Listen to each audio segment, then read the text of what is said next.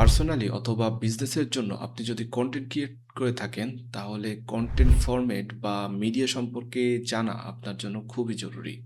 কারণ এটা সম্পর্কে আপনি যদি না জানেন, তাহলে হচ্ছে কন্টেন্টের যে রেগুলার গ্রোথ, সেটা কিন্তু আপনি আনতে পারবেন না। কন্টেন্ট ফরম্যাট সম্পর্কে আমরা যেগুলোকে চিনি, সেগুলো হলো ভিডিও, ইমেজ, অডিও এবং টেক্সট। কিন্তু এগুলার ব্যবহারের উদ্দেশ্যগুলো আমরা জানি না। মাত্র ৩০ সেকেন্ডে আমি আপনাকে এগুলোর ব্যবহারের মূল উদ্দেশ্যগুলো সম্পর্কে জানাবো।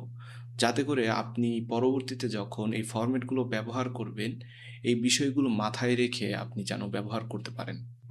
নাম্বার 1 হচ্ছে ভিজুয়ালস, যেখানে ভিডিও এবং ইমেজ থাকে। আমাদের ভিজুয়ালস ব্যবহারের মেইন যে উদ্দেশ্য সেটা হলো অডিয়েন্সের অ্যাটেনশন নেওয়া। আপনি যখন কোনো ইমেজ ডিজাইন করছেন বা আপনার ক্যামেরা দিয়ে ক্যাপচার করছেন, তখন আপনার মাথায় থাকা উচিত যে আমার এই ভিডিওটা বা ইমেজ যাতে অডিয়েন্সের অ্যাটেনশন নিতে পারে। সো পরবর্তীতে যখন আপনি ভিডিও বা ইমেজ নিয়ে কাজ করবেন, অবশ্যই এই বিষয়টা মাথায় রাখবেন। নাম্বার 2 হচ্ছে অডিও বা সাউন্ড। সাউন্ডের মেইন কাজ হচ্ছে মানুষের ইমোশন তৈরি করা।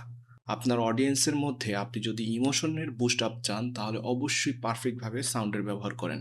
উদাহরণস্বরূপ আমি এখন আপনাদেরকে একটা হয়তো লার্নিং লেসনের মতো কিছু কথা বলছি, বাট আমি যদি এখানে ফানিভাবে বা কমেডি ওয়েতে যদি এই বিষয়টা উপস্থাপন করতাম, সেটা কিন্তু পারফেক্ট ইমোশন আপনাকে ডেলিভার করতো না।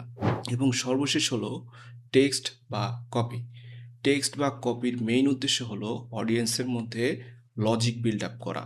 আমরা আমাদের জীবনে যত বেশি লজিক শিখেছি, বেশিরভাগই কিন্তু আমরা টেক্সট মানে আমাদের বই বা বিভিন্ন লেখা পড়ে কিন্তু আমরা আমাদের জীবনে লজিক শিখেছি। আপনি যদি এই ৩ টা এলিমেন্টকে কম্বিনেশন করে কনটেন্ট বানাতে পারেন, তাহলে সেটাই হবে আপনার গেম চেঞ্জিং কনটেন্ট।